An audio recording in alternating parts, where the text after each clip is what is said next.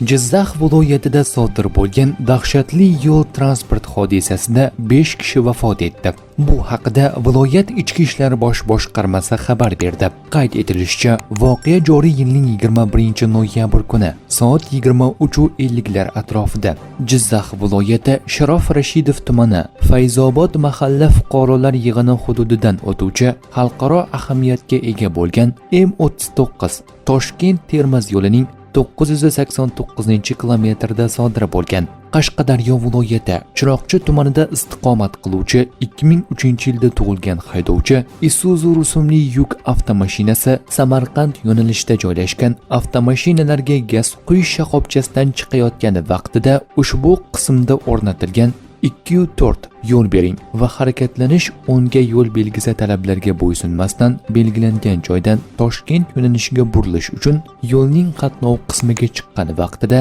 Toshkent Samarqand yo'nalishi bo'ylab harakatlanib kelayotgan Surxondaryo viloyati Oltinsoy tumanida yashagan 2002-yilda tug'ilgan haydovchi Lacetti rusumli avtomashinasi bilan to'qnashish oqibatida yo'l transport hodisasi sodir bo'lgan. Yong'in ortidan Lacetti rusumli avtomashinaning dvigatel qismidan yong'in kelib chiqib, avtomashina to'liq yongan. Ushbu yo'l transport hodisasi oqibatida Lacetti rusumli avtomashina haydovchisi hamda transport vositasi salonida bo'lgan 4 nafar yo'lovchilar turli tan jarohatlari bilan voqea joyida halok bo'lgan.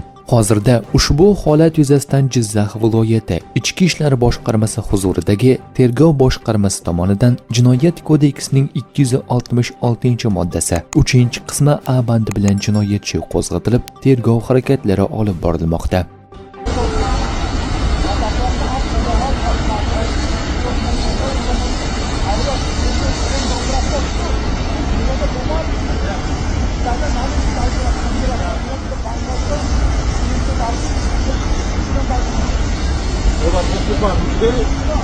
Oldu mu adam?